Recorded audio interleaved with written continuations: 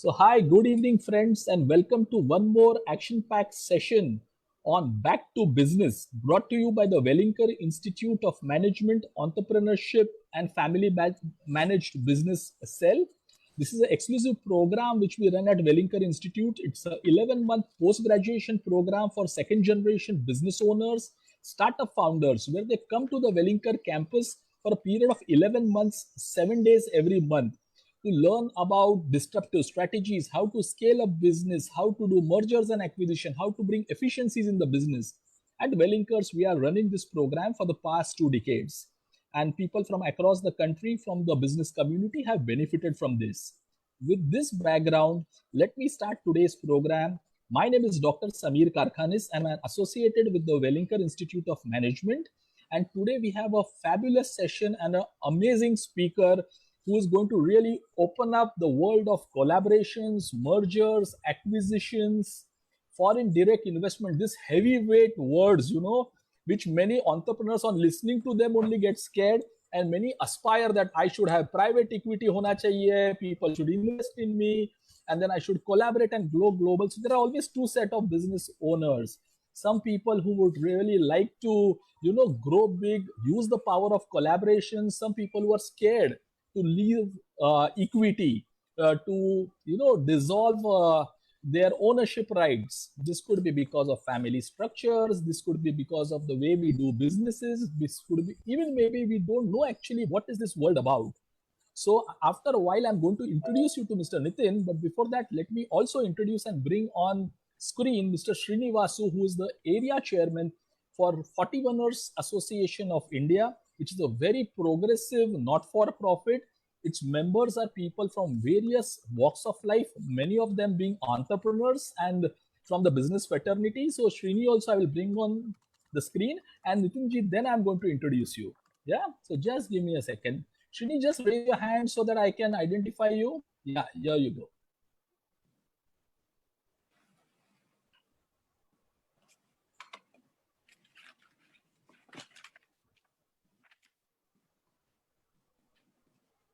Srini, are you there? Yes. Yes, so this is Srinivasu from Bangalore, very accomplished, very senior CXO corporate executive, has been the country business manager for Kodak, worked across the globe, worked in various markets, understands collaborations, worked on that, and now a very profound and much in demand personal coach, ACC certified. So Srini, I would request you to say a few words on this opportunity and collaboration and 40 Winners Roundtable India. Then we go to Nitinji.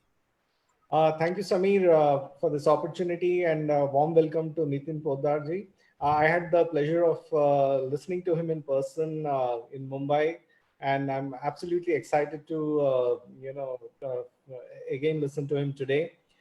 Uh, Partnerships and collaborations are a buzzword. And these used to be private to large corporates in the past. But with the opportunity opening up and geographies dissolving, now we see a lot of startups and MSMEs and SMEs also looking in this direction. And both in terms of investment, marketing opportunities, partnerships. And I have seen some of this in my own corporate world, as well as an investor in startups and as an entrepreneur. It's both exciting and it's a minefield. It's very important to have somebody who could actually hold your hand and guide you through. It's a world of opportunity, and it is something that can scare you. So you have the best person today here to really guide you, and let's all listen to him very carefully. I also take this opportunity to welcome all the 41ers, tablers, tangent, circlers, and friends from across the world, as well as V School alumni, to this great evening.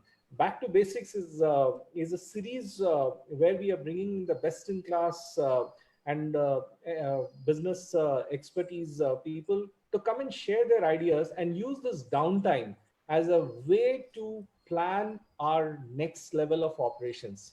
So thank you very much, Samir, and great to have you, Nitin, again. So thanks, Srini, for that.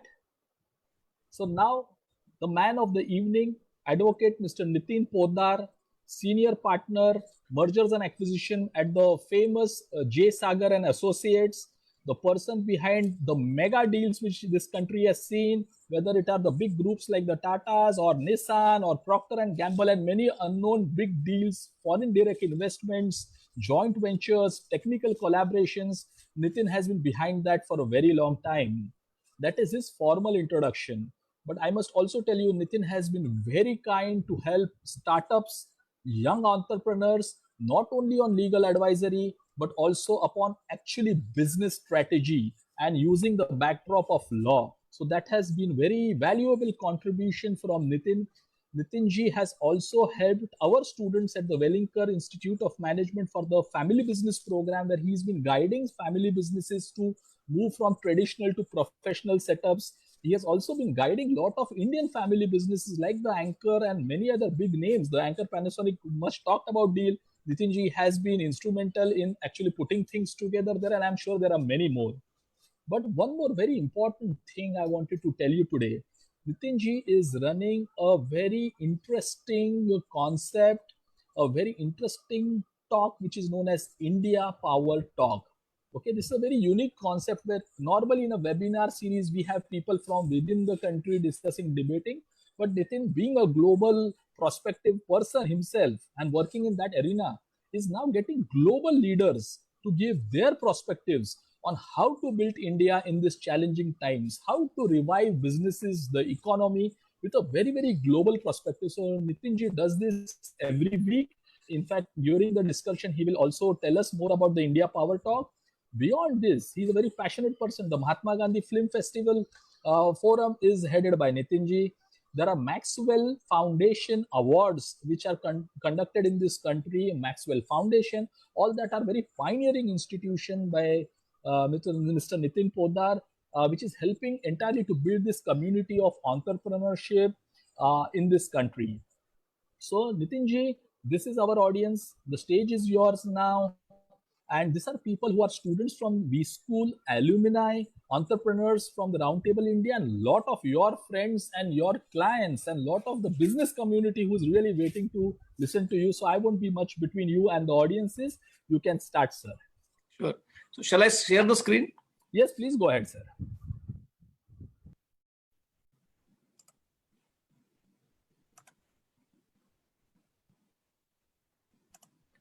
Is it visible now? Yes, very much visible. You can go to full screen mode also.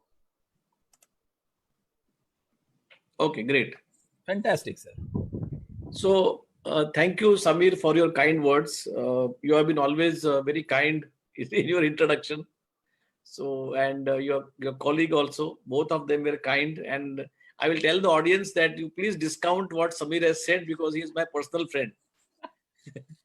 So you make up your mind after my session is over, whether what he has said is correct or not. Anyway, so good evening, friends. And I'm really, really excited. And always whenever UV School calls me for any program, I am extra prepared, extra careful about the whole atmosphere because, you know, the way it is conducted, and I know the students of UV School and also the alumni of UV School.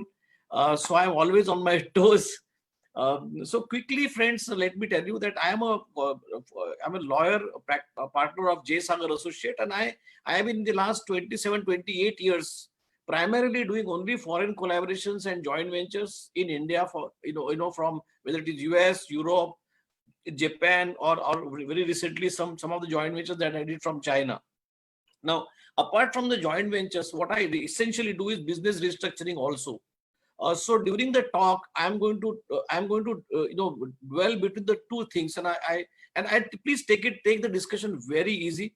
I do not wish to make it very highly technical, but I will have to obviously talk about certain business things. Now, many of you may find certain points which I mentioned about business very basic and preliminary. But please, you'll have to adjust and accommodate because there could be some SME, some startup who may want certain basics. So I will try to do a mix and match between primarily between the business requirement on foreign collaborations, joint ventures, and the technical aspect of legal also on the same thing. Now, before I start, friends, I must tell you that we are in a extremely unprecedented situation. We are in a global lockdown. Uh, First of all, we do not know, and why I'm mentioning this, I do not want to scare you, but I just want to highlight the opportunity, what is there. So, with the, only when the background is clear, we'll be able to appreciate what is next, what is coming, and how should we look at that. So, friends, the lockdown is unprecedented. It is unprecedented because it is a worldwide lockdown. It is not as if just a Mumbai Bandh or Maharashtra Bandh or Bharat Bandh. No, it's a lockdown globally. We are in on the 60th or 62nd day of the lockdown. We do not know whether this is the first phase, second phase, or third phase. Let's admit very clearly, we are just opening the television sets every day and watching the news and watching the numbers going up, and also listening to the medical fraternity trying to get solution for that. But we do not know whether it is first phase, second phase, or third phase. Secondly, we are getting a lot of inputs now from various agencies about the economic impact. But again, there is no official and authenticated data available as to what is going to happen to the economy, how much is going to be the dent, whether are we going to have a zero GDP this year or will it be minus, globally what is going to be the GDP. Various countries will have different GDPs, various countries will have different packages, so they will deal with the situation differently because their resources are different, their priorities are different, and their assets are different. So globally, again, we cannot use one fit formula and analyze and see what will happen globally. So these are the two variables, according to me, which we have to bear in mind. Now, having said this, let's just quickly see what I think are the key 2-3 indicators. So one is, I think, maybe once little bit, another 1 or 2 months, whenever the economy starts, consumer, healthcare, and IT industries may recover. Samir, can you see the representation? Samir, can you see the presentation? Very clear, sir. Very clear. So consumer, healthcare, and IT industries may recover sooner than expected. And with the changes, could even, if they change, if they adopt technology, maybe they could recover very fast. In IT industry, I mean across the board, everything in IT. It is not just the Zoom that we are experiencing, but everything will get zoomed. Secondly, certain businesses like aviation, hotel, tourism could have a serious impact. Luxury, retail, they may take some time to recover. These are the two economic impacts, according to me, would happen. On social front, there will be acute poverty. And I just don't want to give numbers, but it is estimated around 60 million people would go to acute poverty. People, because the purchasing power of the middle class, what we are boasting, that also will substantially go down because of loss of jobs. Now that will have a different challenge altogether. Third, and the most critical thing, which to my mind, which have a really long-term impact, either positively or also negatively, and that is nationwide closure of the schools and universities in 192 countries because of COVID-19. What I am told is around 1.6 billion learners, that is 90% of the students, are affected. Now you can just imagine, this is the future what we are talking. Unless we really have a proper solution for education system and to educate our next generation, I see a big hole, because again, as I said, we don't know whether we had first phase, second phase, third phase. Therefore, shutting down the schools is in a way fine, but unless we have a solution to that solution, shutting down, I am not sure what is going to be the next. Now, I would start with a small, saying is, and that is, it is not the strongest of the species that survives, nor the most intelligent, but the ones most responsive to change would survive. That's the principle, and that's the theory of Charles Darwin, which today it has come so starkly. We realize that, look, this is exactly what is going to happen going forward. So the entire presentation is going to revolve around the changes that we need to make and the response that we need to give to the current situation. Now, Just one pause over there, point of pause. I would say that look, whenever when we decide to do a change or otherwise, my first point that to be noted is that please rely on data. Whatever data you get about your company before adopting any change, decide the change based on data and not on gut feeling. Please get the granular data as much possible about your industry, about your company, about your competitors, business, customers, and then take a call. Don't rush to change just because others are rushing. Okay. Now, before going into the term foreign collaborations and how it is I'm going to talk on more how foreign collaborations are done, what are the nuts and bolts of a foreign collaboration, what precautions you should be taking, how should you choose a partner, what are the terms, how should you write a foreign collaboration agreement, minus the legal advice. If you are forced to write some collaborations, how do you do that? So I'm going to cover those things. But before that, let's understand certain brands, because typically, as we understood historically, rather, the businesses are not the same businesses that we have grown, in the last 70, 60, 70, 100 years, I would say. In the last 20 years, the information technology has really changed the complete structuring of any business. And you will realize now, over a period of time, because of this pandemic, now you'll realize that the role that technology is going to play in every industry, virtually every businesses that you do, you will realize, oh, this is not what I was doing. So your businesses may remain same, but the business models may undergo severe change. Now let's look at this couple of brands: OYO, Amazon, Facebook, or Uber, or a lot of other. I have not put so many brands here, but virtually every brand that you look at, whether it is even Google or otherwise, Google, Facebook, whatever brands you take today, which are on the top front, on the front line, all those brands or all those companies today are multi-layered companies. What I mean by multi-layered company is that we all grew with the concept of, say, for example, a chemical industry. So someone manufactures a chemical in his plant and machinery and sells either through direct B2B or B2C, depending on the product. Now, that very same chemical industry, the structure has undergone change, because now that chemical industry is not doing or is not expected to market the way traditional marketing is done. Typically, that company may have a separate layer of marketing through some kind of information technology. That company may actually have a huge distribution network via information technology through global networking.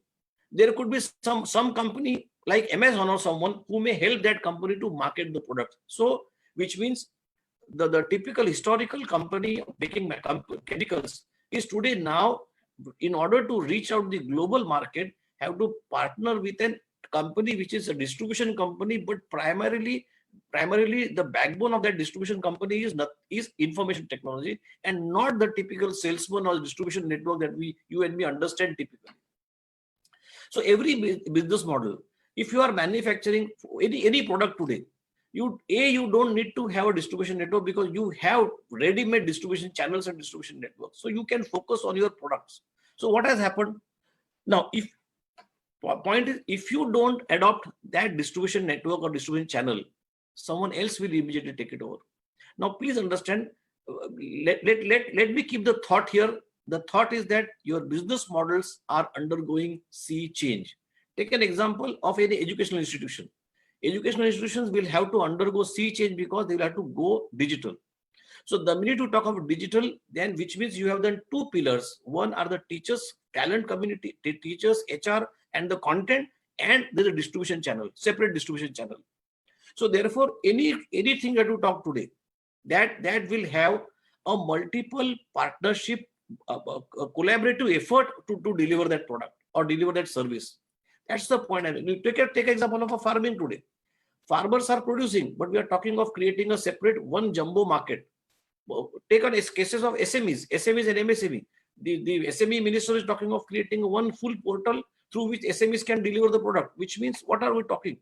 Again, I'm not trying to identify and emphasize the importance of information technology. No, all that I'm trying to emphasize is that your business model, in order to either manufacture, distribute, or expand, or do whatever, you will need multiple partnerships. You cannot today say that, look, no, I am the manufacturing XYZ, or I am providing XYZ services. I will look after the manufacturing. I'll do the providing services. I will market. I will do everything. You cannot do that. The classic example last week we saw. No, not only this. When you take financial collaboration, right? Like Reliance last week, 15 days back, they took the investment from Facebook. It's not just a financial collaboration to my mind. It will definitely go much more beyond. These are strategic partnerships. Now, therefore, any business today, in order to sustain and grow, you will have to look at multiple partnerships. Now, why you will need to do that? Let me go that. I want to make this presentation very simple, friends. So, allow me to navigate that way. Look at a product. What is a product? Why I'm giving you may be aware of this, but I want to put a different perspective to this. The product is written message, just written message. What are the means? What are the delivery mechanisms? We had post office, which took 36 to 48 hours of delivery. We had speed post. From post office, we went to speed post. Speed post required 24 hours. Then came the private couriers. The time was reduced to 12 to 18 hours. Then came the emails.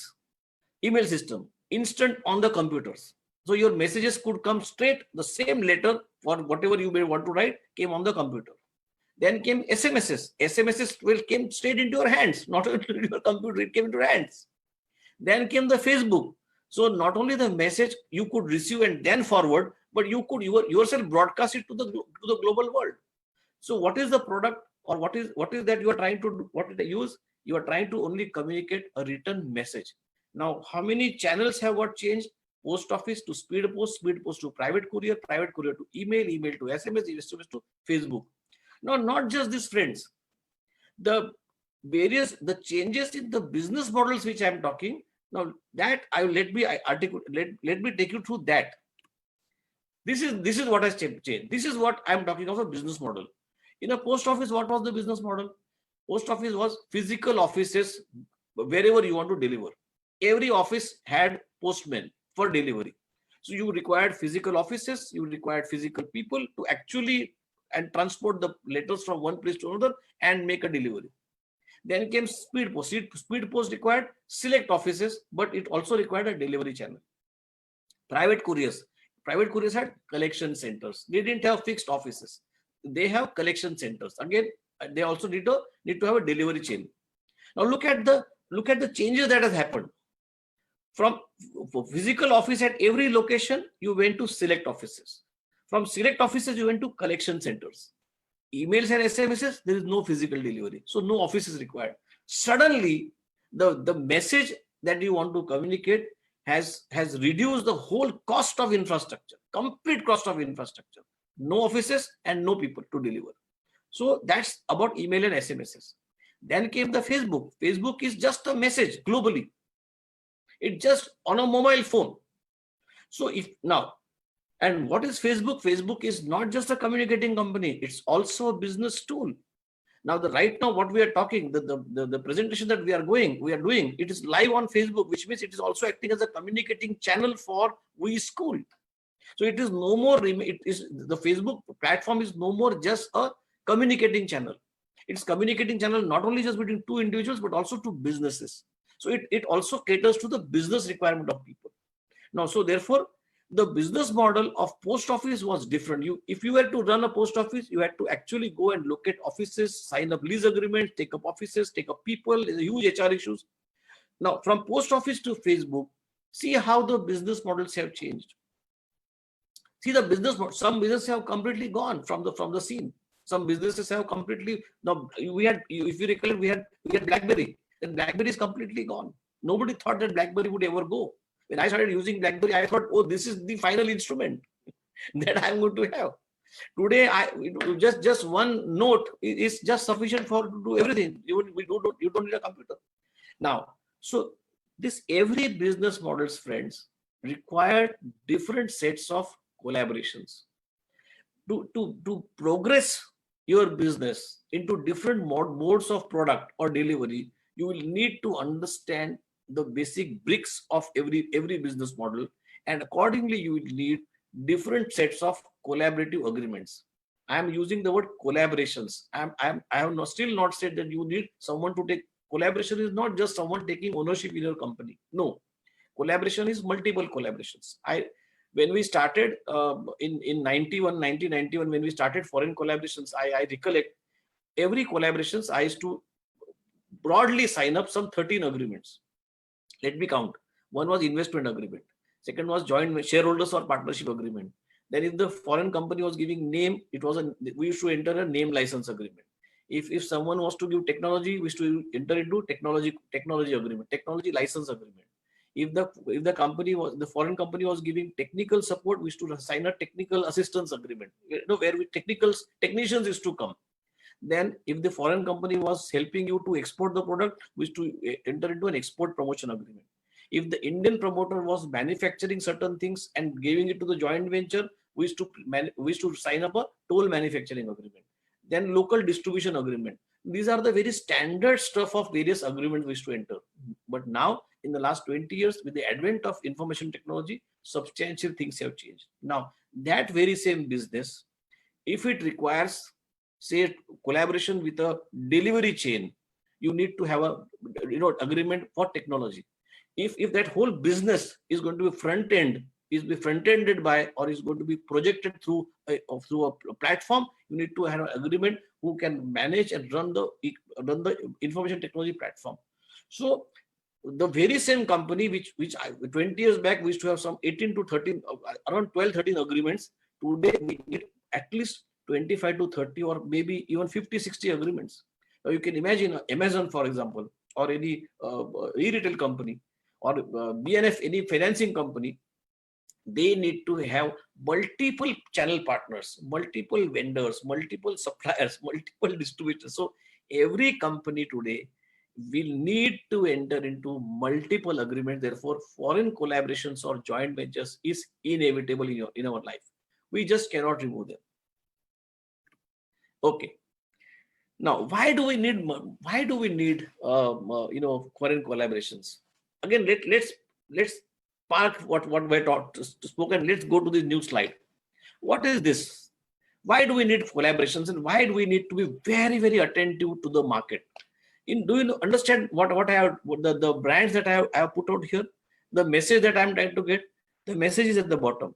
Your competitor is invisible. How will you find him? Now, I'll tell you what I'm trying to drive here. If you look at the airline industry and the hotel industry, Zoom is an answer to both these industry. Did the airline industry ever thought that that something like Zoom will come and people will be able to collaborate globally and talk like this, and they don't need to travel, or they will not be able to check in into any hotel? So airline industry, hotel industry combined, the answer can be Zoom. So Zoom is their competitor. Real competitor is Zoom.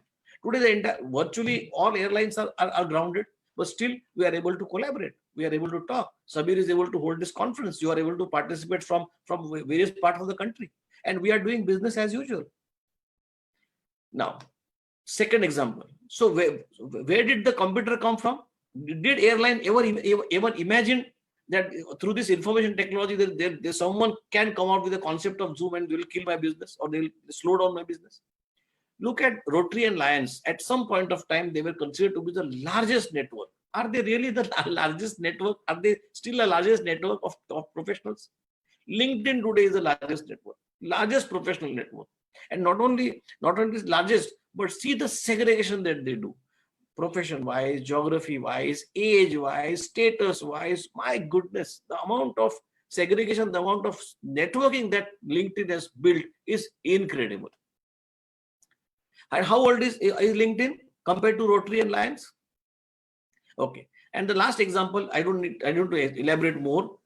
Who killed the camera business? It is the cell phone that killed the camera business. They never thought that there will be some mobile phone will come and kill my business.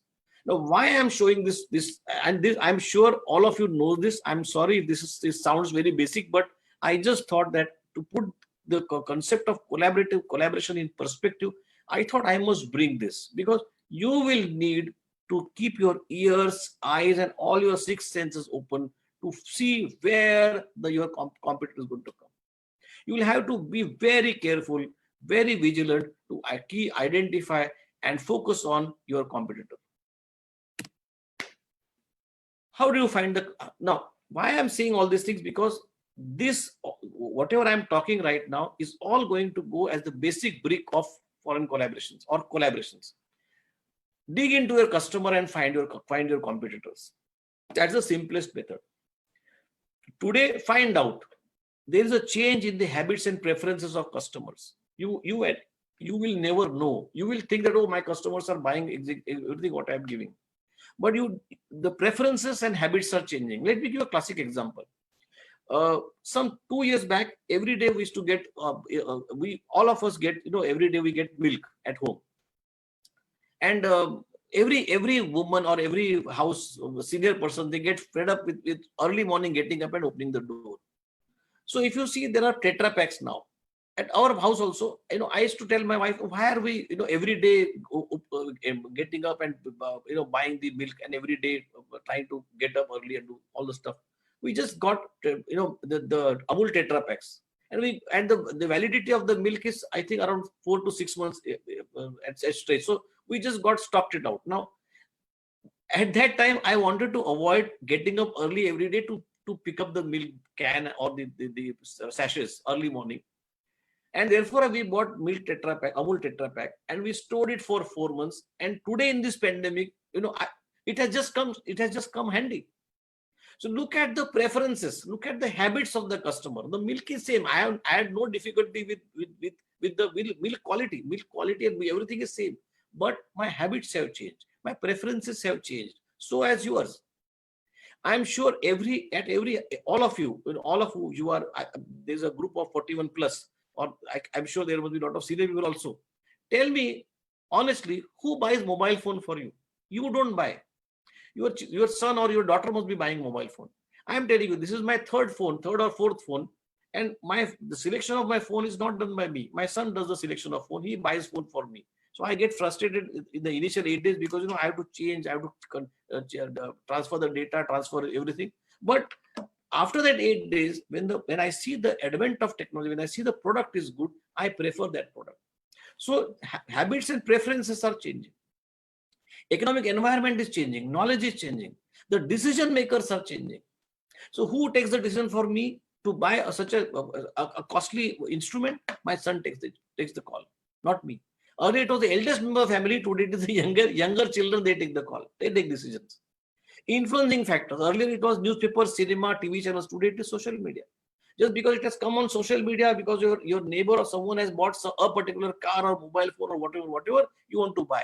Now all these things you need to factor and you need to understand. You need to get analysis of all these things. That's how you will get to know who is your competitor. Okay. Let's go for ahead. Now, I used to always say that you need to find out, to run a business, you need 3 C's: cash, customer, and competitor. Means you need to kill the competitor. I have removed that word competitor altogether from my dictionary. There is nothing like competitor. It is cash, customer, and collaborator. Even if he's your competitor, convert him into a collaborator in some form. Convert your customer into a collaborator with you. So you need to really, really focus on these 3 C's: cash, customer, and collaborator. Let me go ahead. Why do you need to do foreign collaborations? Why would you want to do foreign collaborations? These are very, I would say, these are indicative reasons. These are not exhaustive reasons. There could be many more. I can write, these are 10, I can write 10 more. But primarily, these are the 10 reasons why you would want to enter into foreign collaboration. Now, I will explain to you the word why am I using the word foreign. It is not as if you can't do collaborations domestically. You can also do domestic collaborations. The thing stops. This session is not just to handle foreign collaboration, but because domestic collaboration will get automatically covered by this presentation. So for entry of new markets, you may want to enter new markets. You may want to access of technology.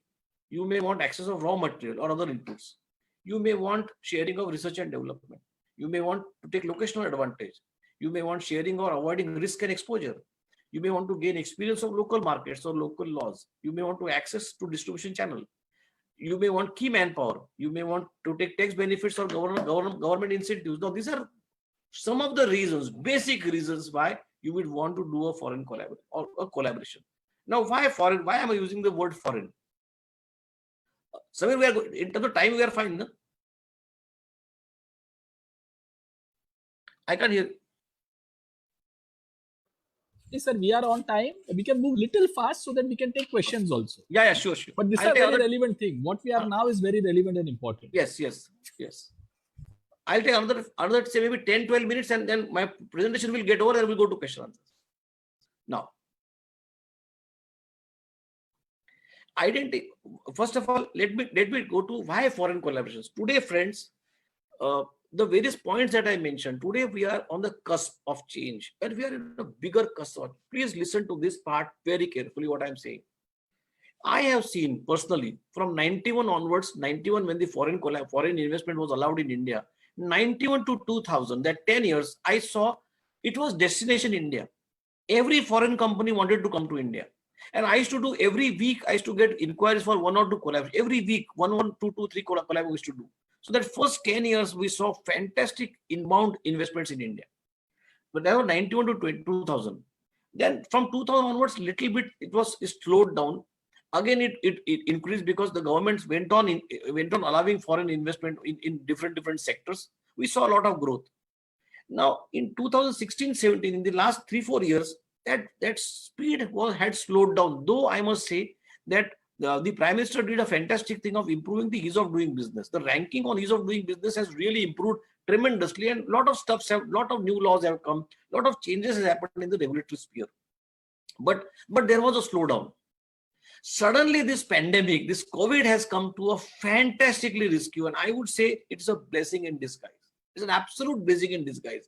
As we speak, friends, the discussion and talk again. I'm not here to talk anything against China or otherwise. To my mind, just 3-4 months back when I was just before this pandemic, I think last year I was in Beijing for a business conference, and I felt that look, we should honestly not be competing with China, but we should be collaborating with China. Let China be the factory of the world, and we should be the back office of that factory. If we had combined these strengths, and today also there's nothing wrong, if we combine this strength, let China remain the factory of the world, and we should be the back office of our service provider for that entire factory. It will be a fantastic combination. Anyway, given the situation now, it is talked that most of the foreign companies want to have an alternate site. Nobody is saying that they want to get out of China, but they want an alternate site of manufacturing compared to China, and that's, I think, is an opportunity. Why India is in the forefront? India is on the forefront because we have a large market. So I would say this is the opportunity. Every foreign company is looking at India, and I'm talking to German companies, I'm talking to American companies, lot of SME, MSME, lot of mid-segment companies, because their markets are saturated. So they want to come to India for couple of reasons, not for one reason, more than one reason. They want to come to India, A, for the market. They want to come to India because we all talk English. They want to come to India because we have proper laws and regulations. They want to come to India because we talk English language. And they also want an alternate site for China. So this is the opportunity, friends. I would think that you must really focus on how can we really grow. You can really grow because you may be best in your product, you may be best in your technology, but there is, trust me, you'll always find someone else also either complementary, supplementary to you, or expanding to you. So whilst you focus on your business, but also keep your eyes and ears open on the foreign collaboration. Now, what is that you should be looking at? You should be looking at a suitable partner who having complementary skill. As I mentioned in the earlier skill, find out the competitor. The minute you get the competitor, you will be able to find out whom should you collaborate. Create your own critical mass and create your own network of people. Do not sell, but collaborate. These are the basic fundamentals. Now, always a question is asked to me, how do we with this broad parameters, question will be, how do you do foreign collaboration? Do I really need huge documentation? No. The minute you think that yes, you can have a commercial arrangement with, I'm going to tell you what is the commercial, what you should be looking at when you do a foreign collaboration. You should be prepare a simplest term sheet. Just capture the basic objective, capture commercials in simple language. Don't be vague, be clear, and also say clear exit strategy. If you think that, look, I want to collaborate, but I'm not sure, doesn't matter. Enter into some kind of transactions with them. Do transactions with them. Basic rules. Don't kill everything that comes your way. Be bold and do not fear to work under anyone. It doesn't matter how small you are. You can be a rainmaker. If you permit me, I'll take a very quick one small story. You may be a very small businessman, but you can still do a lot of stuff. And all this is the very basics of collaboration. I'll share a very small story here. There was a lion, and one day a small rabbit came to the lion, and the lion said, "I must, quickly pounce it, and I can eat it and for my breakfast or lunch." And the rabbit said, "Hey, my friend, please wait. I can be of help to you." At some stage, historically we have heard the story of a mouse, small, helping the lion by cutting the cage. Here the rabbit says that, "Don't worry, I will be certainly of help to you. I can get your food right at your doorstep. You don't have to go out for hunting." And the lion was wondering, so how this small rabbit can help me. So he said, "Okay, let's collaborate." So the lion and the rabbit collaborated. Rabbit said, "You will protect me all throughout in the jungle, and I will get food for you without any effort." So the collaboration started. The lion sat inside peacefully, and the rabbit sat outside the den of the lion. There came a fox, and the fox felt, "Oh, it's a fantastic rabbit sitting outside the lion's den. I should eat him." So the fox comes there and asks the rabbit, "Rabbit, what are you doing here?" He's saying, "I am doing a research on how a rabbit can kill a fox." So he said, "Oh, what are you talking?" "Oh, yes, I am doing it. You do want to see my research?" "Yes." He said, "Yes, I want to see the research." He said, "Come inside, I'll show you my research." And he takes the fox and takes him into the den. The lion eats him. That's the simplest way. So every day, the rabbit is to meet, there comes a small pig. The pig wanted to eat this rabbit. Again, the rabbit says, "I am doing a research on how a rabbit can eat a pig." The pig says, "What are you talking? You are such a small creature. How can you eat me? I'm a wild pig." He said, "You want to see you want to see my research, my everything? Come inside." He takes that pig inside and hands over to the lion. Now, friends, no matter howsoever small you may be, you are still valuable. Now, what are the principles here? Don't kill everything that comes your way. The lion could have killed the rabbit, but the lion felt, "No, I should not be killing him. Let me see what best he can bring." Secondly, as far as you are concerned, even if you are small, even if you are a rabbit, do not fear to work under anyone. Do not fear. If you are good, if you are excellent, no one can beat you. And doesn't matter how small you can be a rainmaker. That's the moral of the story. Okay. So the point is, collaboration, you can really add value to any company whatsoever. Trust me, any company, irrespective of your size, irrespective on the strength of your quality. Okay. The last message. This is the crux of any collaboration. And I want you to carry this message. GPS. Wherever we want to go, what do? We open the Google and find out the GPS. Am I right? Now, the GPS that I want to give you, this is my GPS for any collaboration. G stands for get to the ground reality. Understand the ground reality first. The problem with SMEs or MSMEs is that we never go to the ground reality. We never find out what ground reality is. So, find ground reality. Number one. Number two, be open for unconventional partnerships. Unless you are open for unconventional partnerships, you will not grow. Again, I'm harping on the word unconventional partnership, not the standard partnerships. And third, aim to find a strategic solution. See, the customers are looking at you for finding a strategic solution. They are not trying to find simple solutions. So with this, friends, my technical session on foreign collaboration is over. There are a couple of slides, but I think that's okay. We can just go to the question. There are just 2 slides, but I think we should go to the question answers. Sure. Sure. So you can just pull down the presentation so that I can take you on the screen. Yeah. So Nitinji, fantastic. Very, very difficult and fearful concept like collaboration. You have explained it in so simple way.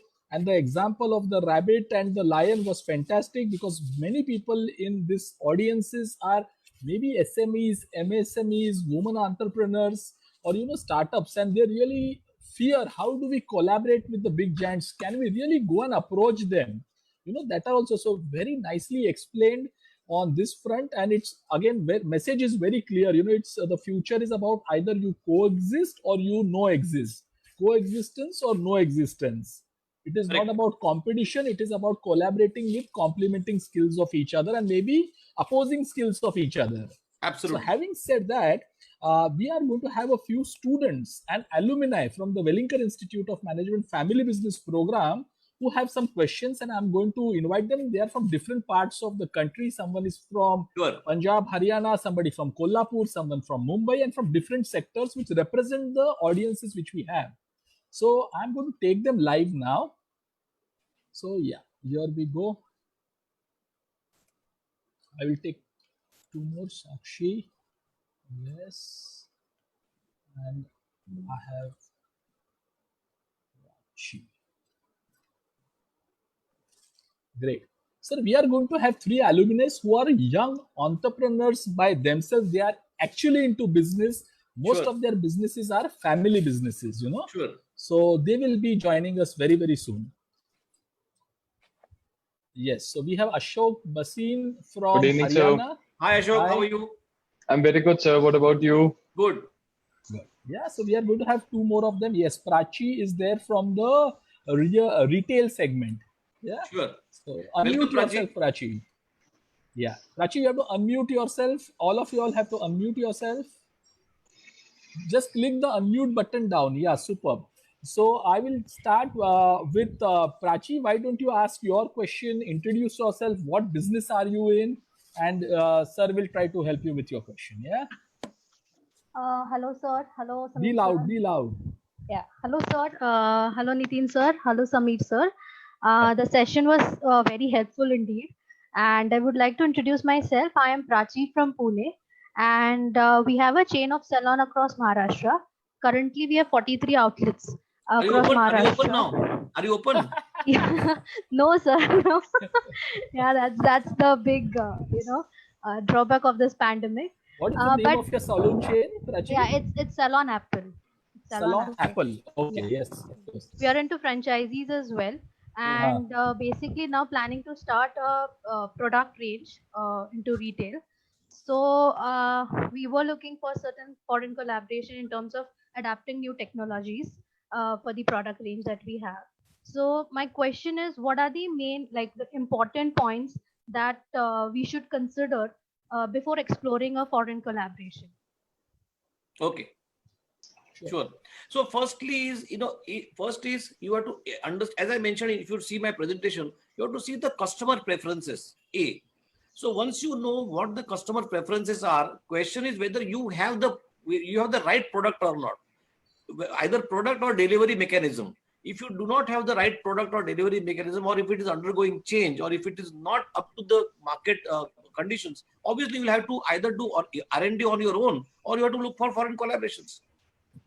And my request is all people like you, whether it is fashion or salon or whatever, you have to constantly see what is happening globally, because this market is undergoing a sea change every day. Virtually every day it is undergoing change. And gone are those days where you will say, look, this is my salon and this is my services, and I'll be happy for like next 10 years. No, it's not going to happen. Every day is going to undergo change. So you have to have a market intelligence on the competitors and see what are the new product. You have to really be ahead of the market. You can't wait for the market to react and then say, oh my God, this is happened, this come, let me invent. No, you have to take the market by surprise. You have to surprise the market every time by your products, by your services, by your whole. For that purpose, you need collaborations. Thank you, sir. Sure. I have one more question, Sameer sir. If I I'll can come go to ahead. you again. Okay. Yeah. Ashok, would you like to introduce yourself? Ask your question. Be loud. Sure, sir, I will. Am I audible, sir? Yeah, very much. Yes, Ashok. Sir, so I am basically based in Faridabad, Delhi, Faridabad, and my business is electrical grade stamping and lamination. So it may be of all the generators or motor components or the automobiles. So Okay. it's a combination of a all-rounder product. It's a very basic component. So when I talk about particularly about collaborations, so in my field, there are two kinds of people or suppliers or manufacturers. One are us, which are very MSMEs or SMEs of India, and one are the very giant players, and they're also doing the same product. But obviously, as you said, they have a very good collaboration with other companies, so they have a global contact. So, sir, basically, what my basic caution arises when it starts with collaboration or something to reach out some global market. And the second thing, like which I think about, that what is the benefit or what are the advantages which I'll be getting that if I collaborate with a better company or a great company, or instead of I do myself import and export. So which one will be like why what are the benefits of collaboration instead of just doing my self export and import? I'm still not very clear with your question. So basically I want to know like what are the benefits which I'll be getting So or see, that you are a small manufacturer, SME or MSME. You are a small manufacturer, and there will be large companies manufacturing the same product. Am I right? right, Now, sir. now question is, you could be their toll manufacturing. You could help them manufacturing in India. Okay. Sure, sir. Because or you could invest in technology, but I don't know whether you can really invest in that much of technology and improve your product. So you could also collaborate with someone else and get a better technology. With better technology, you can compete even with the larger players. Right, sir. Correct. Secondly, one more important thing is client servicing. We trust me, even if your product is a bit plus minus here and there compared to the global players, but if your client servicing is extremely good, the clients customers will say no, I am better, I am happy with this guy because his delivery is perfect. So you have to really find out what is the niche that you can do, how can you beat the global corporations, in what manner you can beat them, or you need to collaborate with them. Sure, sir. Yeah, sounds great. Yeah. Sakshi, you can go ahead. Be loud. Hello, sir. So I'm Sakshi from Kolhapur, and we are into manufacturing of automobile components, SGIN and PIN. So my question to you is that currently, where China's international relations are at stake, many companies are willing to enter the Indian market. But, however, how are the Indian policies conducive for collaboration or a joint venture setup? And also, if I'm an automobile manufacturer, where do I get the data that this particular company is interested to Collaborate. collaborate? Yeah, I see. Okay, good question. thank you. See, one thing is, Sir, can you be a bit loud, sir? yeah, sure. See, one thing, Ashwini, is that you will have to have market intelligence on your customers, on your competitors. That is something which you have to really engage some very good people in your own organization, or I'm sure there are a lot of investment bankers, or there are companies who can do market research for you. They will do a complete market analysis for you and tell you who are your competitors, who are close, who are willing to come to India, who are on the doors, how are they. So you need to do a very thorough market research on that, and that's not very difficult. It's very easy to get a market intelligence. Once you get a market intelligence, you can think of doing some kind of collaboration. Now, your question on whether Indian government policies are conducive, policies are absolutely conducive. Today, virtually in any industry, you are in manufacturing and services, virtually every industry, 100% foreign collaboration is allowed, 100%. And there is, for regulatory front, there is just no issue. So my request will be, please look at, and this is the time. See, for example, if you are in manufacturing or components for automotive industry, I think Germany will be the right country where you will really find a lot of auto component parts companies.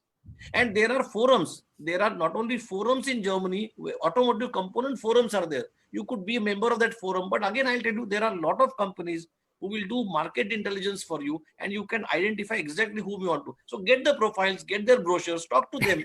There is no harm. Trust me, you can absolutely go and talk to any CFO, send your profile, say that, look, I would like to come and understand your product. I am from India, and I would like to understand what are your future plans. It's absolutely possible and possible. Thank you, just sir. to just to add to this question, sir, there is a big buzz about vengeance against China. A lot of big MNCs are going to leave China, and then the business is going to move to India, to Vietnam. So in this kind of a situation, and I'm sure something of this might be right, because as you also said, people will look at alternatives, right? Yes. So in this situation, what do MSMEs or business owners in India really now prepare themselves for? And when is this China story going to burst and the benefit going to come to India, basically? Samir, What is this entire myth? Samir, fantastic question. I would say this pandemic is a blessing in disguise. Trust me, it is a blessing in disguise. And you will recollect my words after 6 months or 7 months. I'm telling you, trust me. My request is, this is, if you are at home, I know we are at lockdown, we are at home. Please use this time to do a thorough market intelligence. I've been saying this time and again to everyone. I'm saying, all SMEs I'm saying, please do a thorough market intelligence of your industry. Where are the key players? Who are the there are a lot of companies I know in Germany. They are got bust. They are financially bust companies, and their technologies are available. They are willing to collaborate. They are willing to invest with you. They are willing to partner with you. French companies, Italian companies, German companies. Europe, the whole market compared to India is a huge market, and they all are looking at India. In fact, their problem is, with whom should we go and collaborate in India? And your problem is to find out who are the right partners. So both, I would request both of these people, both the categories, that you must do a thorough intelligence, due diligence on your industry. The more and more you do industry intelligence, I think you will be able to know, you will be able to find a right partner. I can see a very interesting question from one Pradnya Pongshe. She said, that means innovation is in business or strategy change is necessary every few years. You're talking a few years, I'm talking a few months. Yes. Why even few months? Just take a classic example. I think she is from okay, Her Highness. Just take a classic. I think it's a interior company. Trust me, I know Pradnya. So it says she's from interior company. Now look at interiors. What we are doing interiors pre-COVID and post-COVID is completely different. Every office today will have to undergo sea change of, they will redesign the office. So true. Now this has happened overnight. Nobody ever thought that, look, offices will have to undergo sea change. So change will not come after, like Ramayana and Mahabharata, change will not come after every 12 years. So true. Changes, you will have to undergo change every fortnight. You just don't know. As we speak, Samir, as we speak on Zoom, tomorrow morning there could be something new software, and we all will shift to Zoom, that new product. We all were on Skype. Do you recollect? Yeah, of course. Everybody talked about Skype and WebEx, and it's nowhere there. It's nowhere there, and we are all on Zoom. And every day we are on WhatsApp, and we are not using WhatsApp for this kind of meetings. Video. Absolutely. And technically on WhatsApp, you can do the same meetings. Same thing. Absolutely. Yeah. Absolutely. So one more question, please. Can I ask you one more? Please. Go ahead. Ashok, go ahead. So particularly about people are talking about China, many other foreign countries, which are now short of some different things they used to manufacture, that are turning into India, which I've currently seen in my business because it has been open from about a month, where people come and meet at my office. So we are very short with staff, but we can open. So what we're discussing was that what are the USPs of China which we should take, and what are the USPs of India with we people, SMEs, should put up together, and what government can help us in what ways that these collaborations can be a good part so that we can serve the whole world.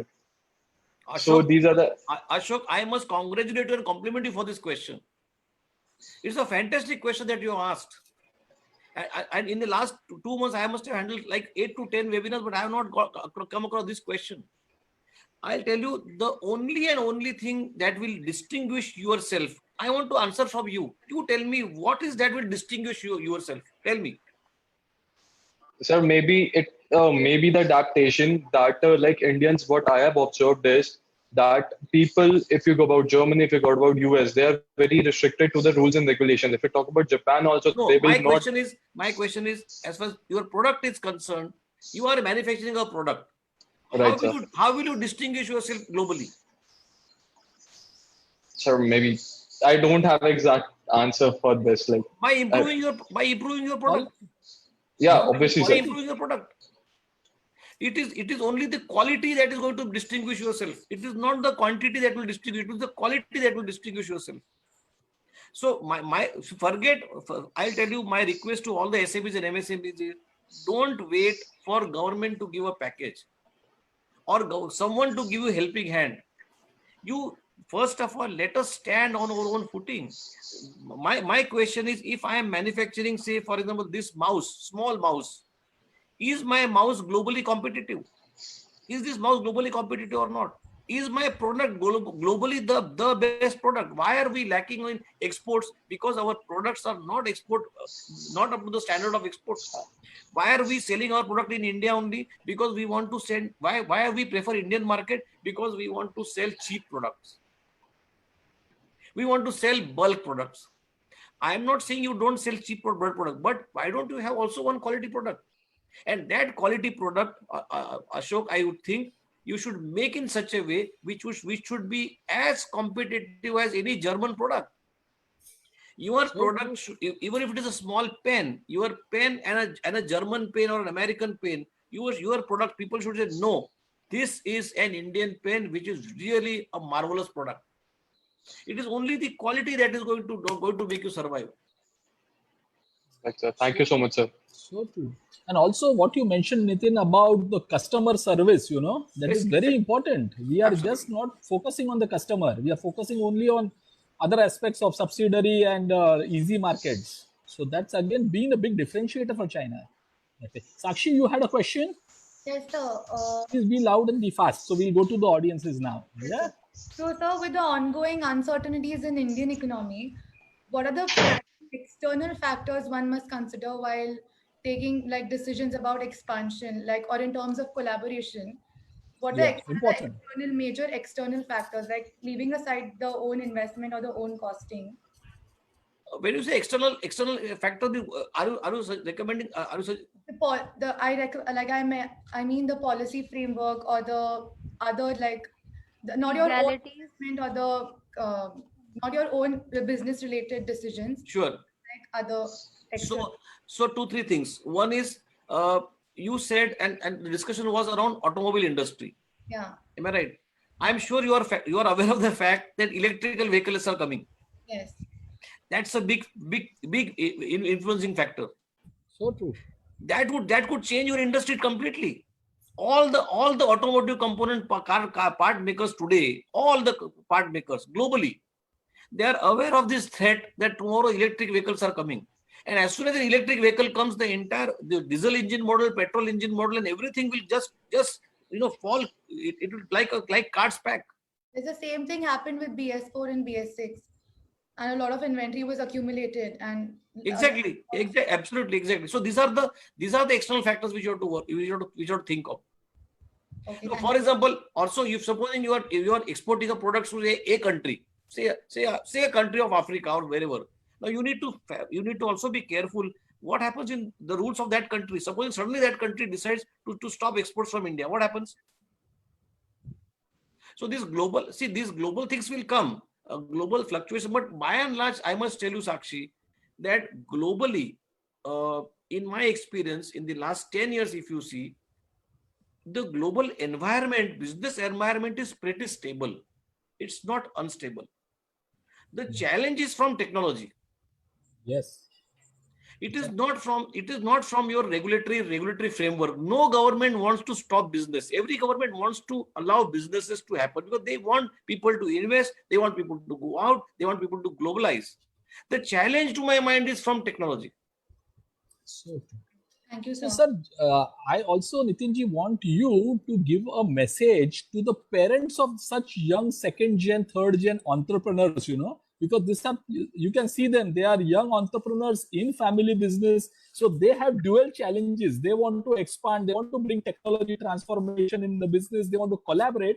but maybe the senior lot is little still on the control part, or why to go on funding part. So maybe one message to the senior business leaders also I would like to give for these young people. Yes, I sir. would. That was my question, Sameer, sir. That was her question actually. So I thought. So I must first of all compliment Sakshi's parents, Prachi's parents, and Alok, no? Or Ashok. Sure, okay. Ashok's parents, that their children are really, really so I would say visionary children. If Sakshi is asking me a question of how globally my business is going to get impacted, I don't think so. In the previous generation, anybody would have even thought about that. The fact that these children at this age are talking of innovation, they are talking of expansion, they are talking of global uncertainties, I think their ventures is in absolutely safe hands. I would strongly recommend the parents, only one more humble request to the parents will be, allow your children to experiment. Unless you allow them to experiment, how will they know? And don't proceed on the basis that every activity that our children do has to be successful. A coin has two sides. So always I say that every effort will have 50% chances of success and 50% chances of failure. So why are we not treating failure as part and parcel of our effort? And why should we assume in the first instance that our children are going to fail? And even if they fail, we must stand behind them. So true. Thanks, sir. I'm going to open now for some questions. I will take some people live. So I'm taking Divanshu. Divanshu, you can ask your question. Yeah. Unmute yourself, Divanshu. Hello, sir. Good evening. How are you? Good. Be loud and you can ask your question, please. Good evening, Nitin, sir. Good evening. Presentation was really good. I got a lot of idea from that. Now, the thing is, we are actually already in dialogue with China manufacturer, and we are into safety valve guards that are used on medical cylinders and industrial cylinders, basically oxygen cylinders. So now China people are also manufacturing, and they are the only country that is actually a competition, which can be converted into a collaboration basically. And now they are asking me to completely form a thing and send them legally. How can we collaborate? And I'm facing that problem right now. So can you help me with that? I'm sorry, I didn't get the question. The question is that we are already into talk with China manufacturer. Okay. Last year I got the opportunity to visit them, and now the thing is they have asked me to form a complete legally how can we move forward and send them the whole thing. And now I'm not able to like China is a whole thing. No, what is the whole thing? They want a proposal from you. Yeah, but he's now scared because of all this of China. Should he proceed or what to do now? Yeah, how shall we proceed further? Basically, that's the main thing. Recently, the government have changed some regulations that any investment that comes from the neighboring country or the neighbor countries which share borders from India, that investment will be approved by the government. So if they are investing in India, it will need permission from the government. But if you are only collaborating with them for technology or for products or for licensing, that's not an issue. See, essentially, your Chinese partner or whoever the company is, they want a proposal from you. So you have to think as to what is that exactly, what is the proposal, business proposal that you have in your mind, and make a proposal for them. That is what they're looking at. Mainly, it is technical collaboration only that we are looking at. So you have to tell them what technology you're looking at. You must write a proposal to them saying that, and please don't worry about it. You just write the way you want to write it. Say, I want technology for 1, 2, 3, 4, and wait for their response, and you'll proceed. Samir, there are some questions here which say that, sir, can you please mention about some of the important legal elements that should be taken care of before venturing into foreign collaborations or entering into foreign market? Can you please advise how due diligence can be carried out? So, on very quickly, there are law firms, there are accounting firms who can do due diligence on the foreign companies. And I must tell you, you must do a due diligence on the foreign companies. First, do a proper due diligence, and then you can have a business-to-business talk with them, get their reputation, get the understanding, and you could then proceed with the foreign collaboration. Now, if you're worried with the foreign collaboration, to begin with, the simplest form of collaboration is enter into a transaction with them. Do a buying, selling with them first. Yes. Be their distributor, or you ask them to be your distributor. Either distribute products, test the technology, take their products, test the waters first. And obviously, once you start doing business with them, you will know what kind of people you are dealing with, how they behave, how their business dealings are. Talk to their customers or talk to their suppliers, and I'm sure you will be able to find some way out of it. Yes, sir. Next question. Yeah, sir, I'll just take one more person live from here. Sure. So we have Mr. Mohit, who has been raising his hand for some time. Mr. Mohit, you can ask your question, please. Mr. Mohit?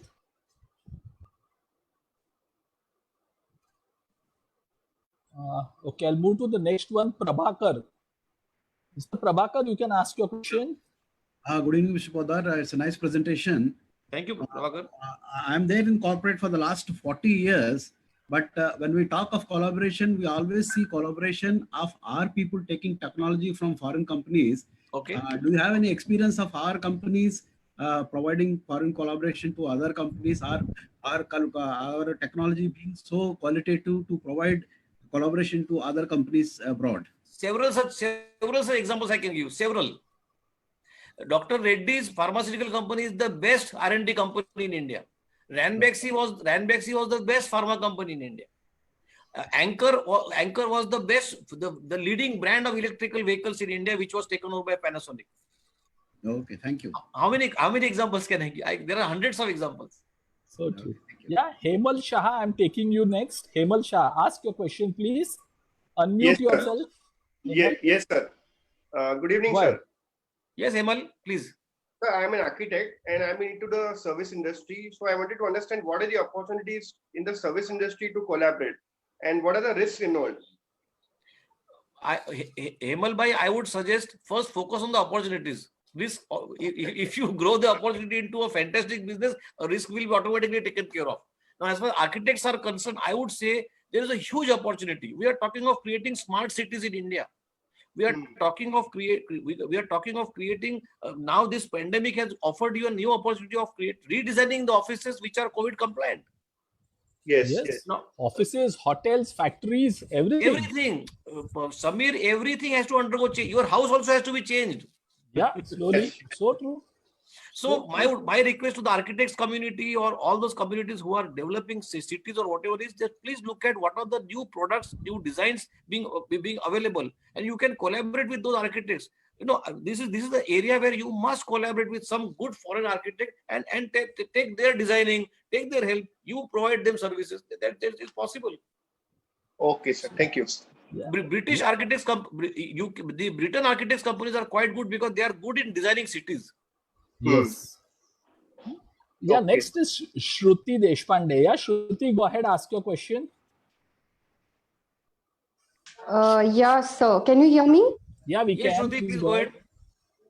Yeah, actually, I had a same question which he asked. I'm also an architect, and actually, I got my answer. So that was Okay. really a coincidence.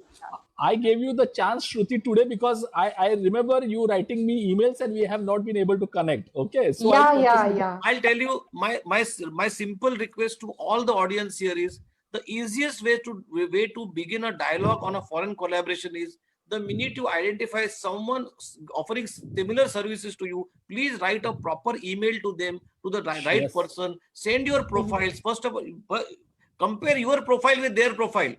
And trust me, there will be a lot of improvements you will want to do on a profile. Yeah. So Yeah, first make an internationally presentable profile, send it to them, and say we would like to discuss with you. Yeah. Wow. Even I think those people would be interested in Indian architecture because as you know that many foreign countries or foreign people do visit India for its culture, for its rich heritage. So I Absolutely. think this would be a really great point to collaborate. Yeah, absolutely. But you have to be identified. Samir, my request is every SME, MSME Indian company, first you prepare your profile of an international standard. Yeah. So true. Spend money on preparing your international profile. Your website has to be look like exactly like an international company. It can't be a historic and archaic website which when you go it gets stuck, it is not opening. Don't do that. This is the time. This 2-3 months pandemic time is again I'm saying blessing in disguise. Get some very fantastic IT person. Not only IT person. Get a website designer. Designer. Get someone to write the content. Yeah. Everything is important, and the simplest way is you go to the website of your competitor, either a European company or American company, see how they present their services, see how they present their website, see how they put images. At least you can do that much. Yeah, actually, sir, this lockdown I've done the same. So Good. this lockdown was really helpful. So yeah, I did Good. a lot of Sure. research on those. Sure. Very good. That's good. Good, Shruti. Yeah. Next question. Yeah. Okay. I will take Vaibhav Vyas. Vaibhav, go ahead. Vaibhav, unmute yourself. Yeah. Hello, sir. I'm Preeti. I'm Vaibhav's wife, and go ahead, madam. I am actually pharmacist working in Stockholm. Okay. Very good. Yeah, I have been to Stockholm once. Okay. That was good. My question is, I have now experience of developing online pharmacy. And I know that all the countries have different rules when it comes to pharmaceuticals and medical industries. I'm wondering what kind of online pharmaceutical market we have in India, first of all, and what are the prospects, and where can I get the guidelines if I want to start something online? How many years are you in this business? More than 10 years. So who should be the better person to answer this question? I am wondering about the market in India. I'm not.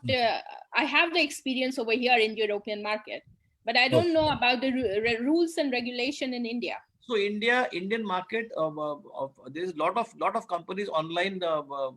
Pharmacists are already there. There are some restrictions on online pharmacy because there is some tough going on between the Retail Association of Pharmacists and the e-retail companies.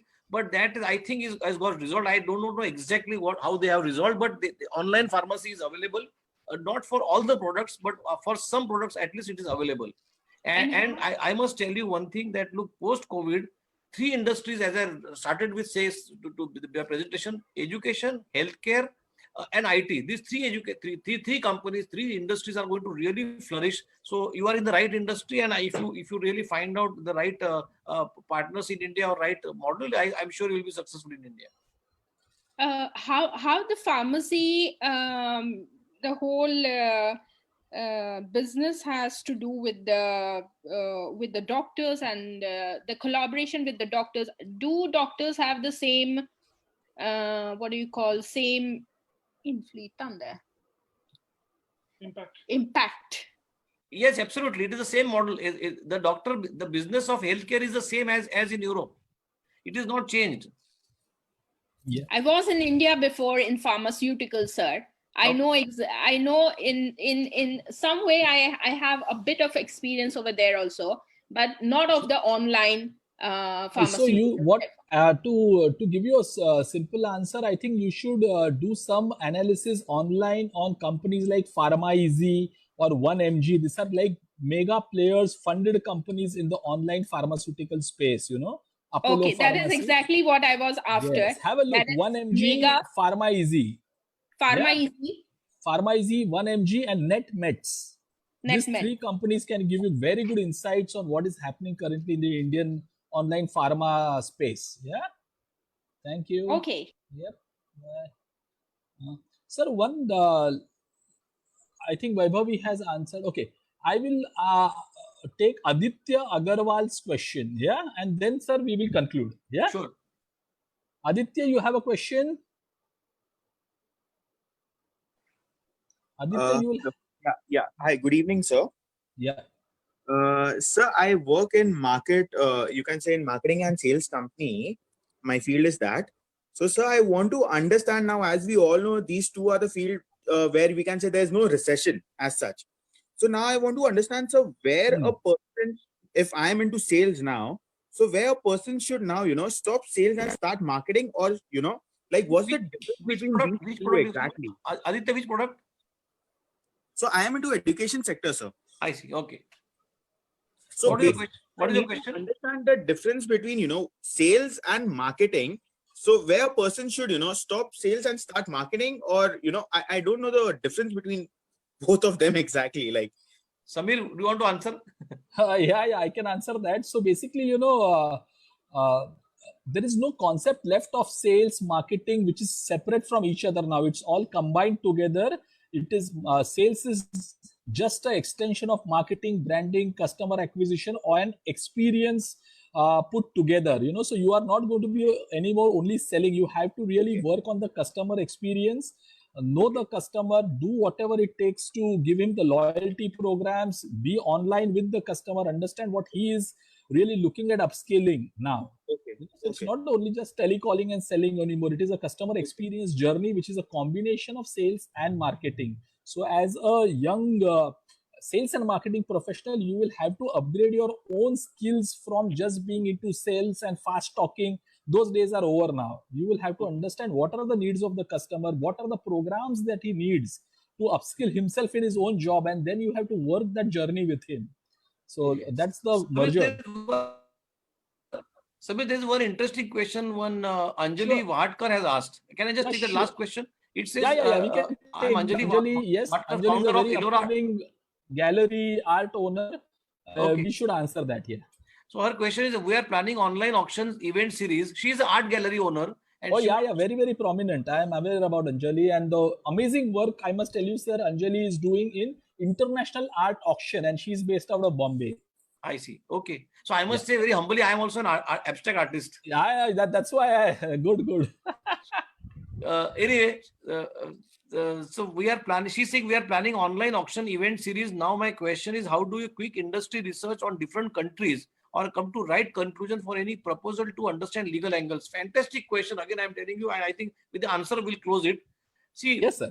As I told you that you need to do industry research, country by country. Like you will do industry research, say for example, automobile companies will do industry research in Germany, German automotive companies. So like when you do research of those companies, I would also tell you, it is important that you do research and understand the country as such. Like someone was mentioning that Indian culture, and we're talking about India and the we talk. I'll tell you, in my experience, I have worked with a lot of Japanese companies, German companies, Italian companies, American companies.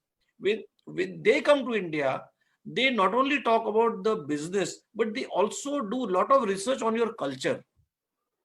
They know, I'm telling you, Samir, they very well know that when they come to India to do business, they know how to talk to a Maharashtrian person, how to talk to a Gujarati person, how to talk to a Punjabi guy, and how to talk to someone in South, and how to talk to in Bengal.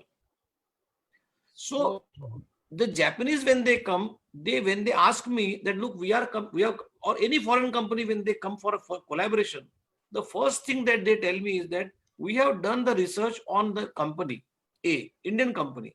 We have also done research of the state in which that company is, or the religion which the owner comes from. What is your experience? This is what we hear. So they are very keen to understand the Indian dynamics and the Indian diaspora. Now, to tell you the truth, very briefly, again, this is no hard and fast, I would say, parameter. But when you deal with Japanese, they are very meticulous. They don't want they want zero error. They will not take quick decisions. They will never take quick decisions. They will take their own time. When it comes to Germany, Germans are very technically perfect. They will want everything to be perfectly written and done.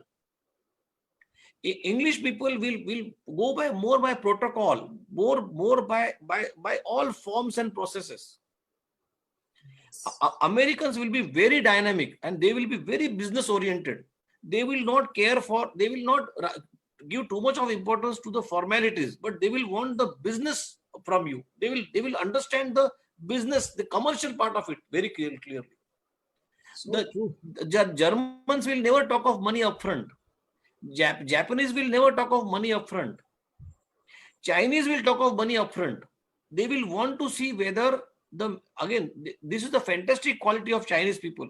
they will want to manufacture a particular thing. If you say it can be manufactured in 1 rupee, they will say, why not in 80 paisa? Why not in 50 paisa? They will want to save every penny, irrespective of the size of the Chinese company. They will want to save money. Now, what she asked a very good question. So along with your industry expertise, you also need to understand the culture of the country. And So true. that will help you, that will really help you to really progress very fast.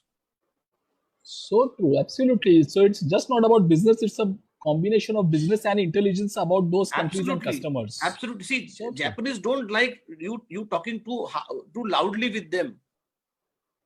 See, all those these are personal dynamics play a huge role. And my request to all the SMEs, MSMEs is that, please, this is the time. Please use this time to understand foreign companies, understand foreign countries. Open your thought process. Google is there for you. you don't need anyone else. Someone asked me whether I know any agency. Google is the best agency. You can find everything. Yes. Many people are asking, is there any agency or a body or a directory where you can find about Google is the God. Google is the God. Google is the God. So, in fact, sir, in the entrepreneurship management program at Wellinkers, we take students for 2 weeks to Japan to really give them the sensitivity on quality, productivity, language, culture. Because that's a different planet at Japan, to understand actually how businesses happen. Sure. So, and now Google takes care of that. See, there are a lot of Samir, there are a lot of small agencies globally. If you find them, they will take you through their country. They will take you through their culture. They will tell you everything. See, everything is available on Google. For that, trade chambers, consulates, absolutely. Friends, you should also go to the websites of consulates. There are trade officers in every country consulate, who are there to help you to take your business to their countries and bring their business to our country. But you have to do the hard work, to do the research part. See, because what happens, we feel we are manufacturers, we feel we are retailers, we feel we are good in production, we feel we are good in sales, but we don't understand we are business owners, we are entrepreneurs. So we will have to do our own research. Correct. And then get a solution. So Nitinji, thank you very much. There are a lot of people asking numbers and emails. So my number is email simple. Just do nitinpoddar.com. You will get everything. You will get everything. Yes. So nitinpoddar.com is Nitin sir's websites, and he is very responsive. Within a week, you will get an answer. Normally, he charges huge fees. So if you know the serials like Suits and all, he's that hi-fi flashing corporate lawyer which you see in all the big American serials. But he's been kind and humble enough to give almost 2 hours today to us. So Nitinji, thank you very much on behalf of the Wellinkers Institute of Management, my pleasure, Samir, Association of India, and personally from Yanko Executive Education to give this amazing insight.